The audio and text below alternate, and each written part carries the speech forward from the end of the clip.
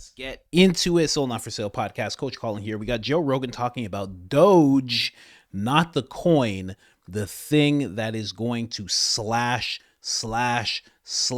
government spending. Elon Musk, Vivek Ramaswamy. Joe Rogan's going to be talking about that, what Doge could be, what they can do, what they need to do. And then we're going to get into the meeting that they just had because Doge, Elon Musk, and Vivek Ramaswamy met up with a bunch of Republicans. We're going to hear the Republicans and what they had to say about Doge, what they had to say about the meeting. And of course, we're going to hear from the left a little bit as well. And we're going to hear from mainstream media. Then we're going to end it off with some words from Rad Paul, because he's going to be talking about what he feels Doge can do and the impact that it could actually have. As long as the people after Elon and Vivek point out these things, the Senate does their actual job and acts on what they're showing them in terms of government waste. Let's get into this Rogan clip first, and then we'll go on to the rest of them. On a lot of these fronts. Could you imagine if you're running an agency and you have to have a meeting with Vivek and Elon? Yes. And you got to open your books? Yes. Yes. It's like Office Space where they brought in the Bobs for consulting. Yes. What do you do here? Exactly. That's exactly what it's like. Is there a meme like that? Isn't there a meme like that? I think there's a meme where they take those guys and they put Elon and Vivek's heads on them. Yes. So there was another key timeline split that happened in Silicon Valley about 2 years ago, actually 2.5 years ago, when Elon was actually right before he took over Twitter, where he got in an email fight with the CEO of Twitter at the time, who's actually a guy who's a friend of mine, who's a really good guy, but this guy had just been promoted from engineering to run the company, and then like a month later, he ends up trying to deal with the Elon situation, so kind of got a little bit sandbagged on it, but yes. Yes. Of course he said. Elon Musk says he rewatched Office Space to prepare for Doge. Of course he did. Of course he did. Psycho. Exactly. God, we're so lucky that guy's around. Exactly. So there was this moment in the Twitter takeover where Elon sends this email and he says, and the line is, what did you get done this week? Whoa. What did you get done this week? And in the context of Silicon Valley companies, that was a provocative statement because a lot of Silicon Valley companies take months or years to do anything. But imagine that statement being applied to the government. Oh my God. Right? Like the level of like accelerated time, like, okay, what are the problems? How are we going to fix them? And what have you gotten done this week? Yeah, you think debanking upended some lives. Yes, exactly. So yes, what have you done this week? And by the way, when Elon runs this guy, it's actually interesting. A guy just tweeted or posted or zeeted what it's like to work for Elon at his AI company, XAI. And he said Elon came in last week and he said Elon spent 18 hours at the office and in 5-minute chunks. And it was each person had a 5-minute speaking slot to explain to Elon what they were doing. Wow. And he did that for 5 times whatever, right? All for 18 hours. Jesus Christ. And so think about what that meant. Every employee had an opportunity to tell the big boss what they were working on. Every employee had an opportunity to be recognized for their effort. Every employee had an opportunity to get live feedback from the big boss who had a comprehensive overview of everything as to what they should be doing. Whoa. And there's no place to hide. Right. Whoa. And think of how different it is for a company to be run that way. Right. Then even the Valley companies generally are quite well run by sort of business standards. And even that, like that's a level of intensity that most Valley companies aren't even close to. Now imagine that applied to government. And again, this is the kind of thing. There's no law there's no reason it can't be done. There's no law that prevents that. There's nothing in the Constitution that says you can't do that. It's a choice. How the government is run is a choice on the part of the executive branch and the president for how it's going to get run. And there's no reason why the government can't literally be run this way. And here's what's crazy. The pushback against even the concept of this by leftists. So leftists defending bureaucratic bloat and big government is wild to watch. Right. Which they really shouldn't be doing, which is a weird thing to have wedged themselves into. My hope is they'll figure out how weird this is. Do you think it's like just an ideological thing, like the right wants this, so we oppose it? I think the left thinks they control the government. Like I think 50 years ago they would have been on the other side of this issue. Like Noam Chomsky 50 years ago would have been on the other side of this. He would have viewed government power as an extension of like the state and big business intertwined. And you have these just term manufacturing of consent, where it's like government and business are conspiring against you. Yeah. And so he would have been on the other side of this. But I think today's leftists think they control the government, which in many ways they do. Well, so Washington D.C. voted 94% for Kamala. 6% for Trump. Whoa. Right? And so, okay, so 2 data points. That is data point number 1. Data point number 2, 4 of the 10 wealthiest counties in the country are suburbs of Washington, D.C. Wow. Lobbyists. Yeah. They call Beltway bandits. Yeah. That's a crazy job. Is the actual term. And these aren't people working for the government. These are people making money from the government. Right? These are people sponging off the government. And so like, yeah, for to the extent that Democrats have wedged themselves into a position where they're defending this, they really shouldn't. They should really rethink this. They should figure out how to get back to the correct mentality on this that they used to have. Not only that, if there's less government bloat, then there's less tax dollars. Yes. You don't need as much money to fund these things. Yeah, that's right. There's like people can be taxed less. Yeah. There can be more allocation of these funds towards these social programs that we all want. Yeah. Most federal workers never came back to work. Really? Yeah, they work from home. Most. Yeah, like what percentage? Very large percentage. Something like half just literally just never came back. Whoa. They still, by the way, still draw a paycheck. They're still in their jobs, but literally they're not in the office. Or in some cases, they have an agreement where there's one agency, I won't name, but there's one agency where okay, here's another great thing. There are agencies of the federal government whose workforces are both civil servants, have full civil service protections, and unionized. Entirely paid for by the taxpayer, but they both have civil service protections, which, by the way, are totally made up. There's no concept in the Constitution of like civil service protections. It's just like a totally made up thing. And they're unionized. And then there's a particular agency that I know of where the union negotiated the return to the office from COVID, and the agreement was you have to be in the office 1 day a month. Whoa. And actually, what the pattern now is what they do is the employees come in on the last day of the month and the first day of the following month. So they only have to be there for 2 days. For 2 months. Out of 60 days. That's crazy. As a consequence, many of them have actually left the area, right? Because they get their government paycheck, which is calibrated for living there, and then they go live someplace nice, but they go live in the Ozarks or something where the cost of living is cheaper and they have a bigger house. And, in theory, they're working from home, but is it actually happening? So, and this is the Doge. This is one of the things that the Doge they've already announced. The thing they've said is you can work from home, just not for the federal government. Oh. Right. Yeah. And so when people are talking about is the Doge going to be able to do anything, it's just, okay, there's 50% of the federal workforce. Right. And as a taxpayer, how do you feel about that? And, to your point on paying taxes, if those people are in the office and they're dynamos of activity and they're making the country better, fair enough. Of course. But if they're kicking it at home, maybe not. Yeah, maybe not. And so that's how much oversight has there been on whether or not they've been kicking it? Excellent question. Yeah. Now it turns out there are ways to figure this out. So, for example, for many jobs where you have to log in to be able to get access, like to email, you can actually often you have VPNs to get into the corporate network. You can actually audit and you can see who's been working. Oh. And then there's a. Do you know about mouse wigglers? Yes. Yeah. Yes. So, programs. No, actually physical. Oh, they're physical mouse wigglers now. Yeah, physical mouse wigglers. And so it's a physical device that holds your mouse and then intermittently wiggles it. And a friend of mine who runs a big tech company, he just had a nagging feeling in the back of his head that maybe all of his remote workers weren't pulling their weight. And so he actually wrote himself on a weekend an algorithm to inspect all the mouse movements of all of his employees for a week. And then he bought all 50 mouse wigglers from China that you can buy.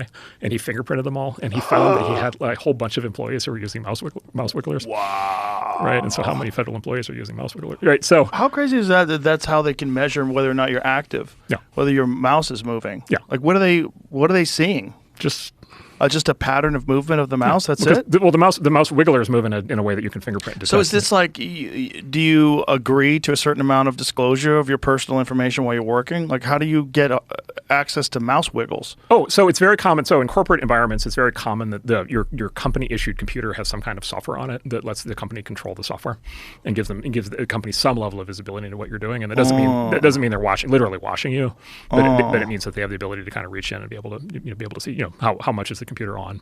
Wow. Is the mouse moving? And so that's actually a reasonably common thing. I heard the most ridiculous argument against this. Yeah. They're like, what are you going to do with all those employees that get fired? What are you going to do with all those people who are stealing hubcaps? They're making a living stealing. What are you going to do if you make hubcap stealing illegal? What are you talking about? Yeah. They're essentially stealing tax dollars. Yeah. If they really are doing something that's totally useless, right, and we're wasting enormous amounts of money on this every year, right, the argument that what are you going to do if those people can't do that anymore is really crazy. Yeah. Well, the answer is they can do something productive. Yeah. And people are more than capable. You don't have to infantilize someone to say, this is the only thing they're capable of doing. Exactly. They've been working for the government for 20 years. This is all they can do. Yeah. And then, by the way, there's multiple positive knock-on effects. If you can cut government spending, there's multiple knock-on effects. So one is if you cut the spending, you can cut the taxes, and you can just the private economy then just simply has more money because it hasn't been taken. And so if there's less public spend, there will be more private spend. Right. Right, because the money reallocates. And so there might be just as much demand in the economy. It's just coming from people choosing to buy things instead of the government forcing it. So that's number one. Number two, you can bring down government debt, which means you can bring down government interest. And the federal government today pays more in interest than we pay for the Department of Defense. Right, but how much of that is salary? No, that's just interest on the debt. Right. That's just interest on the old debt. Okay. We pay like $1.2 billion a year right now, I think is the latest number, which is just interest on debt. It's not paying for any good or service. It's just interest on debt. But again, what percentage of that is of the GDP? Well, the total government spending is on the order of $7 trillion. Interest payments are like $1.2 trillion, something like that. $1.2 trillion. I think that's the current number. DOD is $800 billion a year. So $1.2 trillion. Just off the top. Yeah, just off the top. And again, no tax. Nobody's benefiting from that. It's just interest payments. That's bananas. Right. And total GDP is like I don't know. It's I don't know. It's 20, 30, 40 trillion. It's it's much larger than that. But like still, it's enough. This is a lot of money. And the total accumulated debt is 35 trillion. And the total accumulated debt is 35 trillion, and it adds another trillion of accumulated debt every 100 days. Yes. Oh my God, it hurts my head. That is terrifying. Funny reaction from Joe Rogan, but terrifying to actually think about. Elon Musk talks about this a lot. He says the country is on the brink of bankruptcy. He's saying how there won't be money for anything if this keeps up, which makes sense. If what that figure he just threw out there is correct, and it just went up and up and up and kept going, how would there be money for anything else? It's very interesting, man. And, it's one of those things that for me, something that they said at the beginning of the clip, the Democrats think that they run the government, and in some ways they do. Well, like a lot of things that we've seen go on for the past 4 years, seems like this is one of those things that's by design. Now, obviously, you can't just put this on the Democrats. You can for a number of years, but it's happened every presidency. The national debt goes up. I get it, but this seems by design. The fact that now they're fighting someone wanting to come in, some really good people, come in and slash and get rid of the waste so they can actually have a nation that works well and is making money instead of completely in debt. The fact that they're fighting it makes me feel like it's by design, and I'm all, I know I'm biased. I admit it all the time. Trump supporter, definitely on the right. I admit it 100%, but my eyes are looking at the left with this one. You know what I mean? I'm just saying. Now let's get into the clips that I have here. Let's start off with Jasmine Crockett. She is the ghetto representative of I'm kidding. That's not a funny joke. Jeez. But the way that she talks about Doge is completely condescending and completely speaks to the way Democrats feel about the government. The way Mark said that they run the government, they feel like they do. This just shows it 100%. Listen to this. Elon Musk and Vivek Ramaswamy have left the Capitol, and their parting words were that they, quote, want to meet with Democrats next time. Would you meet with them? Oh, I would meet. Now, I don't know that they want to meet with me, but I would absolutely. Listen, if they are going to have this little Doge commission or whatever it is that they are calling, I absolutely want to understand as much about it as I can so that I can report back. It's kind of like that time that we had to go and see the January 6ers at the jail. I had to show up to make sure that the truth was going to be reported. So absolutely, come and see me, guys, and let's have a talk so I can make sure that the truth is in the atmosphere. Elon Musk and so I can make sure the truth is in the atmosphere. This little Doge thing or whatever they're calling it. It's so crazy. Like, your president has made this. This is your president now. He wants this to happen. It's going to better every single American, except for the ones that are, using mouse wigglers and not wanting to come into the office and collect a check. It's not going to benefit those ones, but the rest of them, the hardworking Americans, it's going to benefit all of them. You should say, I guess, Meanwhile, we have Joe Scarborough. Of course, you already know what's going to happen when I say Joe Scarborough. He has this to say about Doge. But this is a scam unless they're going to slash Social Security and Medicare and and Veterans Affairs. They're never going to get to $2 trillion, so they need to just stop pretending. You know, Joe, I feel like Vanna White. I'm just turning letters up here, and you're actually Pat Sajak telling people how it is. It makes me so mad. It's so disingenuous. I'm happy to be your letter guy. But you said it exactly right, Joe. This is a completely disingenuous, unrealistic, ridiculous idea.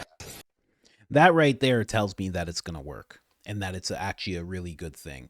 The fact that Joe Scarborough is sitting there saying that this is a scam, and then he has the nerve to sit there and be like so disingenuous with his arms crossed like that. That tells me everything I need to know. That should be, from now on, anytime you're wondering anything about the government, you go. I'm telling you, I know you don't like it. You're not going to like to hear it. You go watch Joe Scarborough. And whatever he says, opposite. That's it. That's all you got to know. That's all you got to know. Just opposite. He says Doge is a scam. All right, Doge is a good thing. Great. I'm telling you, it'll work. It'll work wonders. You'll start to understand politics way better. Oh man, what about the intern under his desk, huh? We don't talk about the hey. Never mind. He's a good man. We don't bring that up. We bring it up, but it was an accident. Had nothing to do with him. He's a good man. He's a good man, a decent man, a proper man. Okay? But I think about it every time he's mentioned. You know what I mean? But, never mind. Let's move on. Let's see the Republicans' reaction to the whole Doge meeting that they were just in. I'm on my way to a meeting with Elon Musk and Vivek Ramaswamy. A lot of you are excited, as I am, about their Department of Government Efficiency, or the Doge. Listen, we need some disruption to this government. And I don't think there's any harm in brainstorming some things we can do to make this government more efficient, maybe do some things in some very different ways. So I'm looking forward to learning more, figuring out how we can work together to get this done. I'm on my way to a meeting with Elon Musk. That gentleman there is named Dusty Johnson. Dusty Johnson of South Dakota. Very excited to get in there and talk with Elon Musk, Vivek Ramaswamy. Vivek giving some in ecstasy right now, just giving some words about Elon Musk and this whole thing. Let's go. But one of the things I've seen about him, and he's really one of the people who I just admire on planet Earth, having gotten to know him, is that he's made extraordinary sacrifices against his personal financial interest at a scale that we probably have never seen in the United States of America. Think about preserving the free speech policies on X that actually cost probably advertising dollars in the short term for many advertisers who fled the platform. Think about even his public endorsement of Donald Trump, which is something that many other CEOs who were in the same place were unwilling to publicly do. He is somebody who has taken extraordinary personal risk for a cause that he believes is bigger than himself, which in this case is the revival and the saving of our country. And so I respect the hell out of him. I have never been pushed more by somebody who I've worked with even in the short time that we've worked together. And I think he has that effect of people around him. And, I just think that having gotten to know him over the last year, he is somebody who is every bit as extraordinary as you would imagine based on what he's accomplished. But one of the solid words from Vivek. I can't wait to hear them talk. Apparently, they floated the idea of there being a podcast where they discuss what they've done every week. Kind of going back to what Mark said about Elon Musk and his productivity strategy, let's call it, when he calls up this tech company, says, what have you gotten done this week? So maybe he's going to be pushing to that extent. I would love to see that happen. That'll be a major podcast. I'll definitely be reporting on that podcast every step of the way. Let's hear Marjorie Taylor Greene, what she thinks of the whole thing. I thought the meeting went fantastic. It was exactly what we were looking for, a question and answer session with Elon Musk and Vivek Ramaswamy. They were gracious with their time. Many of the members, pretty much almost all of them, lined up at 3 mics and went through the process of expressing their concerns, their frustrations, also talking about bills that they have sponsored and their ideas of how we can truly tackle this massive deficit, cut spending, and lower inflation. What was the number one concern expressed in there? The biggest concern is our debt. And as a country, it doesn't matter where you fall on the political divide, this debt is going to crush every single one of us. And to quote Elon, he said something extremely important. Every single payment that the federal government pays out, we need to be checking those payments to see if they're legitimate. And that's something that hasn't been done. I don't know if it's ever been done. There's a massive amount of waste, fraud, and abuse that we have to tackle, and I will be doing that with my subcommittee, and I am looking forward to exposing every single unelected bureaucrat, every single agency that is wasting the American people's money, and the big government departments that need to be exposed for how they're not serving the American people. Was there a call to cut $2 trillion in spending by 2026? We didn't mention an exact number. All we talked about was cutting spending. Elon and Vivek talked about having a naughty list and a nice list for members of Congress and senators and how we vote and how we're spending the American people's money. I think that would be fantastic. But one thing is for sure, if we can cut spending, we'll be lowering inflation, and that'll be good for everyone. When do you start work on your subcommittee? When does that kind of start? Well, as we all know, the next Congress will convene on January 3rd. It'll take a few weeks to do the order of business, setting up committees and subcommittees, and then we'll be getting ready to roll towards the end of January. Did Musk say that he would expose and shame Republicans for not cutting spending? I know that Chip Roy said that he had proposed that and Musk had agreed with him. Did he agree with him? Elon said that there will be, he said, a good list and a naughty list. They also have great ideas that they'll be working on with Doge. Now, this will be separate from Congress. They're talking about communicating with the American people, perhaps maybe even a weekly podcast or a report, so to speak. They want to bring in members of Congress and senators and let the American people hear from them about their ideas and the programs that they're trying to work on, bills they're trying to pass. But the biggest, most important thing that Elon wants to bring forward for the American people is information.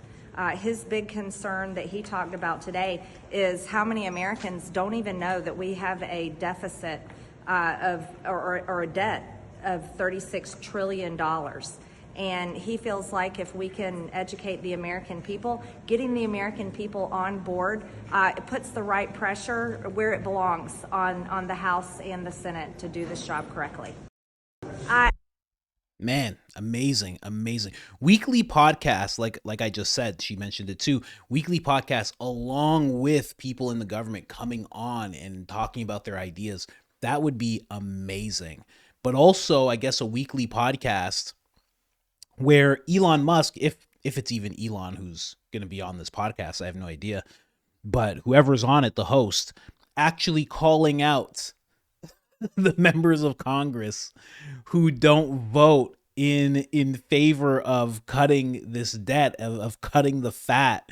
That would be amazing to see as well. I mean, public shaming is usually like a communist kind of concept, but at the same time, the American people do need to know who's on board and who's not. You know, Charlie Kirk has been doing that a little bit on who is a Republican that has not been willing to confirm people like the person who's up for the defense minister, Secretary of Defense, people like, Matt Gaetz when he was running where he was about to become Attorney General. You know, Charlie Kirk's been mentioning like these 5 Republicans did not vote for this person or said they would not vote for this person. So he's kind of calling them out, saying the reason you guys didn't get this guy in this position is because of these people. And I think there needs to be a little bit more of that. You know, it's a slippery slope, but it's kind of something that I want to see because you do want to know. You do want to know when things don't work out. You want to know, like if for some reason RFK doesn't get to be the HHS, if he doesn't get that position where he could do so much good, you'd be like, hold on, who was responsible for that? Because that's something that can really transform America. So again, slippery slope, but I kind of want to see it, you know? As long as you don't start throwing up communist flags and stuff, I'm good to see it. Here's a little bit of what was going on at the meeting. Elon Musk making kids... Will you take a question, Mr. Musk? Has little X with him. So that's been going on. It rolls right past Speaker of the House. I didn't even see him there. What? We're all excited. I know you're all excited that. I see all this happening. Like, Speaker of the House just denied. Biden was like, I want to send $24 billion to Ukraine, and they're just like, nah. Speaker of the House is like, no, we're not going to do that. We have a president-elect, and we're going to go with what he says. Is Biden even in power anymore? Is that what's going on? He's like half in power, so he like sneaks in. He's like, give Ukraine a nuke. Give him a nuke. Here you go. Bring that to him, please. And then somebody's just like at the door. They're like, this is a garbage can. What is this? Don't listen to him. That's what it seems like's going on with Biden right now, which is great. That's what he needs. He needs the grandpa treatment. He's needed the grandpa treatment for at least 10 years now. So I'm glad that he's finally getting it. Here's another Republican. Tim, I'm going to butcher this name. Sorry, sir. Tim Burchett. I actually like this guy a lot. He was on the Sean Ryan podcast. He's a great guy. Hey, everybody. Tim Burchett. Just leaving the Doge meeting with Elon and Vivek Ramaswamy. And I think the key to the whole thing is going to be... The key to the whole thing is in that room. If Congress doesn't have the guts to do those things that they're talking real big about, it's just a waste of time. They'll do away with executive orders and unelected bureaucrats who put rules and regulations on us. But if Congress doesn't have the guts, and that's what scares me. I vote against a lot of stuff. There'll be 15 or so red dots on the board, which means we voted against horrible spending, and there'll be about 400 green lights on the board, and that's going to be the problem. My friend Chip Roy is right here. Chip, how are you? Knox, East Tennessee. Great Americans? I was just telling them that the problem's in that room. That's what I just said. Yeah, 100%, and that we've got to have the guts to pull the trigger. Yeah, on our this friends stuff. Elon and Vivek can do a good job exposing it, but then we got to actually do our job. So I hope they do it, and then we'll have to hold our colleagues accountable. Right on. See you, brother. Amen. Thank y'all. Thank y'all for sitting here. Man, amazing. I love this. I love that they're getting online, making videos, posting them on X. Oh, I'm not following this guy. Let me hit the follow button. Great follow. They're getting online. They're showing these videos saying, oh, I just left this meeting. This is what we talked about. This is what's going to need to happen. I think that's incredible. We need to see way, way, way more of that. And I think at the beginning of the video, I said the Senate is going to have to do their job. I meant Congress. Sorry about that. I know there's going to be 1,000 comments of people who don't watch the whole video saying, it's actually Congress. Actually, Coach Colin, it's actually Congress that's going to have to do their job. That's right. I give you liberal voice if I'm making fun of you. That's how I do it. We're mature at this podcast. Let's hear what MSNBC has to say about this whole thing. I'm going to go out on a limb. It's not going to be positive. My guess. Democratic Senator Chris Murphy, who represents Connecticut. Really good to have you. I got a question about this Doge department. And first off, Jared Moskowitz of Florida has joined in. And Rahm Emanuel was on with Ezra Klein talking about what Democrats need to do going forward. And he said, if the Republicans are proposing something to shake up the status quo, the Democrats should get on board and offer their own opinions, offer their own ideas, their own ways to do it, get them in the soft underbelly, as Rahm Emanuel says. Is this something that you would be interested in getting involved with? You're a guy who thinks the Democrats should be running against the status quo as well. Yeah, I'm just not sure that this has anything to do with breaking up the status quo. You've put a billionaire who basically has made his fortune off of government subsidies in charge of deciding how the government should spend its money. This sounds like either a con job in which Elon Musk comes out of this with his programs protected and perhaps his competitors' programs targeted, or just a TV show. I mean, I've been part of these things in the past with Donald Trump. After the Parkland shooting, I got dragged over to the White House for a television program in which Donald Trump pretended he cared about guns. He didn't do anything.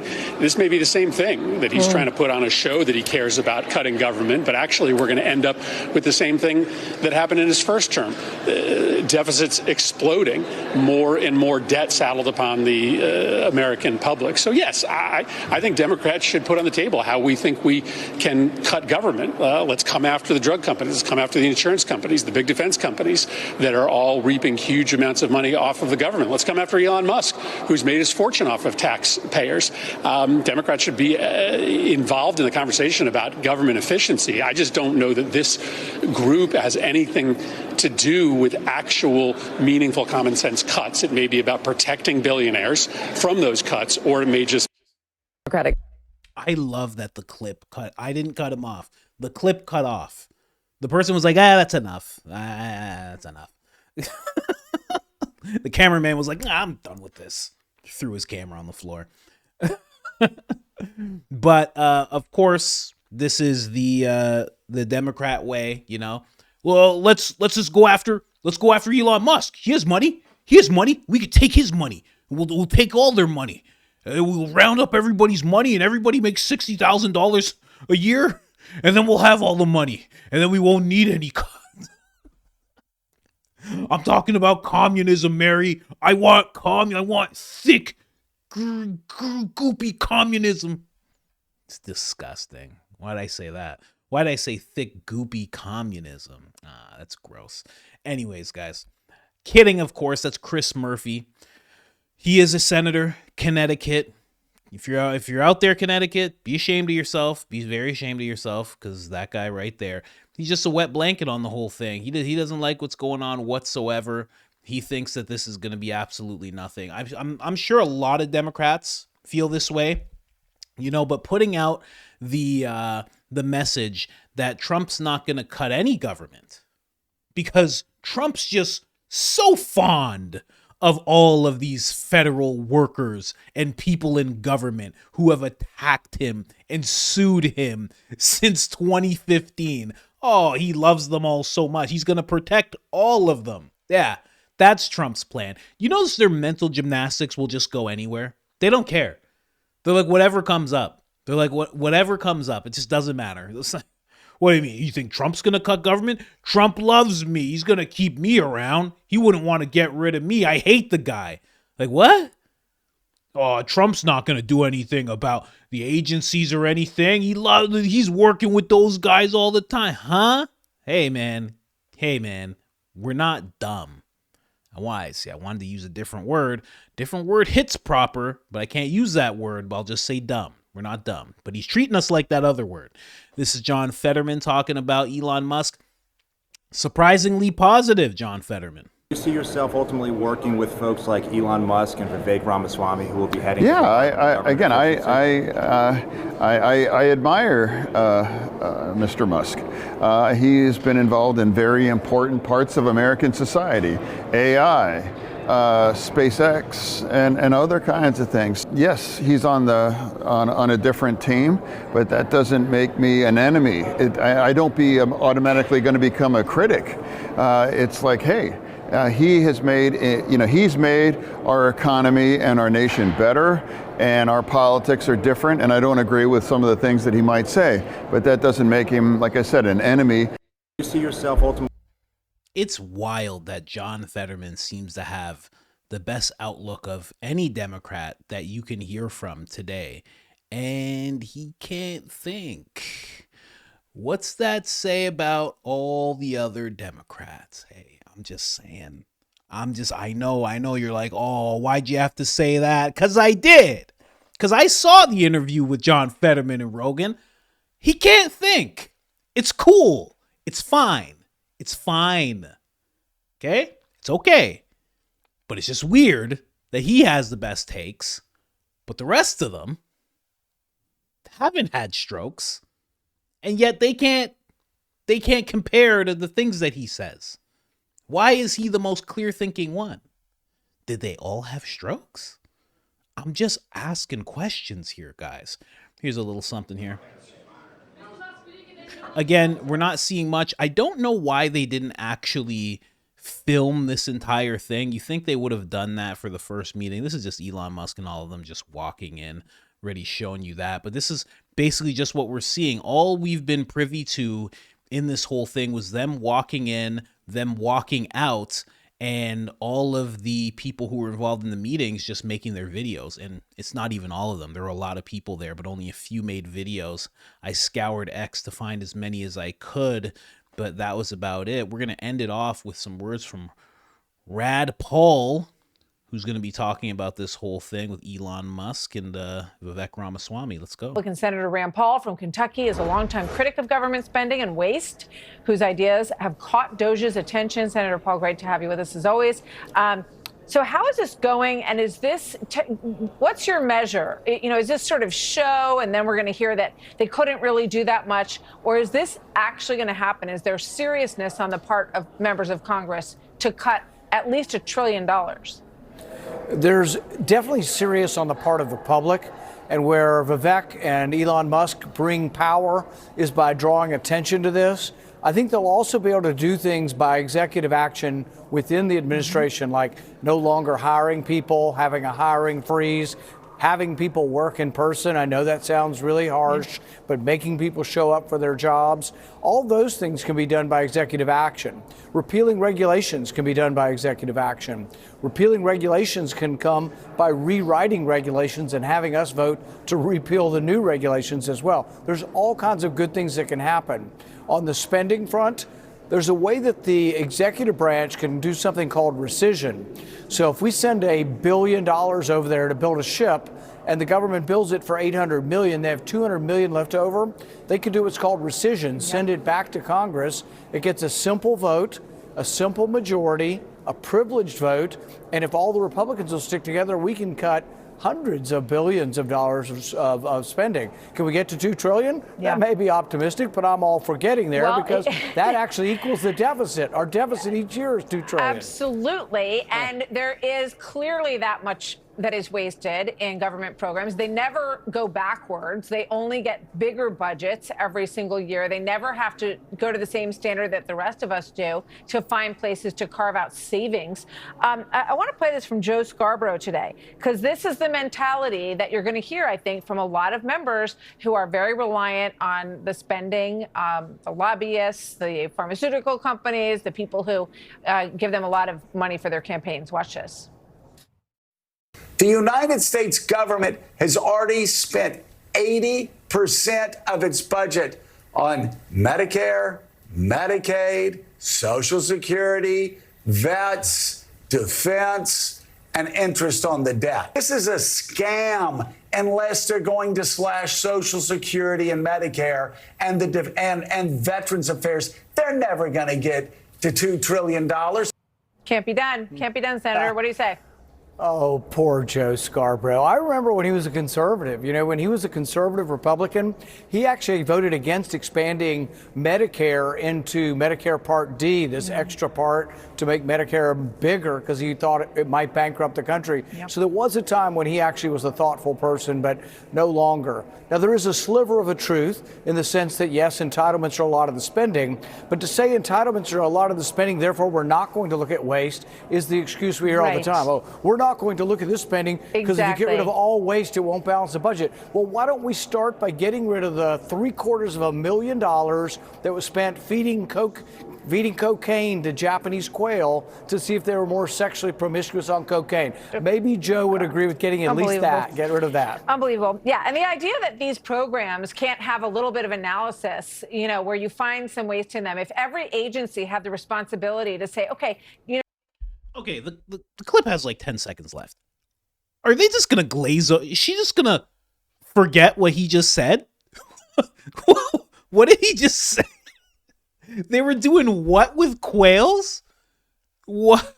They were doing what? They were feeding the quails what? To see, huh? How is that not? That's all I would ask about after. I'd be like, expand on that for me, sir. Please.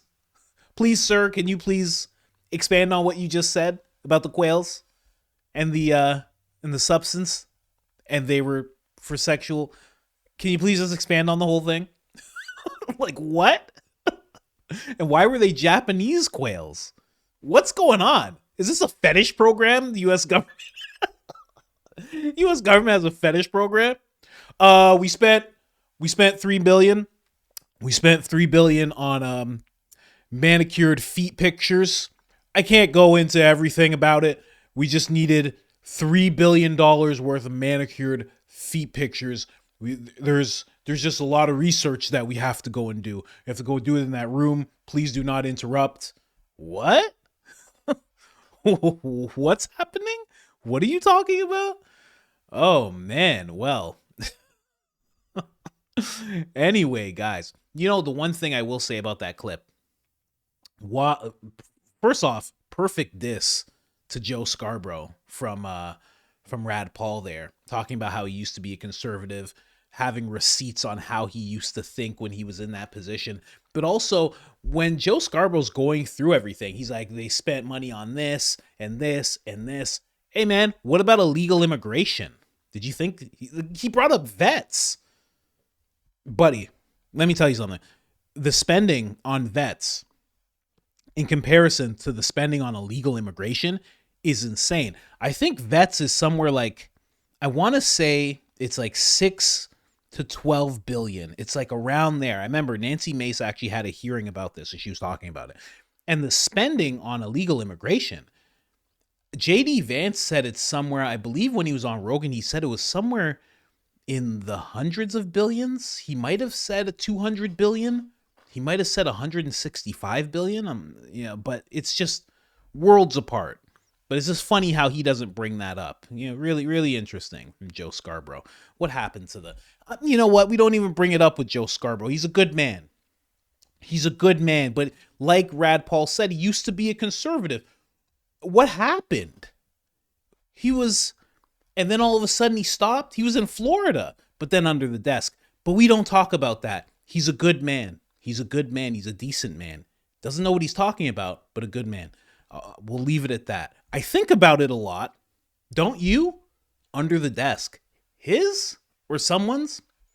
Listen. We forget about it. We forget about it, Joe. I'm sure you're the way you are all on your own. I'm sure that's what that is. Anyways, guys, let me know what you guys think about this whole thing. Doge coming in, doing what they're doing. I think it's going to be nothing but good. I think Democrats are going to fight it. I think Republicans are going to not fight it. And I think the American public needs to know who is fighting for Americans and who's fighting against Americans that are in these positions. That's really, really, really important. So, and I will just say, I forget where the place was, but there's a certain place that has these really high tariffs. And because the tariffs are so high, they don't have any income tax at all. The people aren't taxed because the tariffs handle it all. And Trump has been experimenting, or I shouldn't say experiment. He's been thinking about doing something like that. I don't know where he's at with that, but it is a possibility. It's something that could happen. So that is something to think about, the situation that Americans are in, everyday Americans who are deciding between food and rent, or a phone bill and food, or eating a little less because they have to this week. It actually doesn't have to be like that.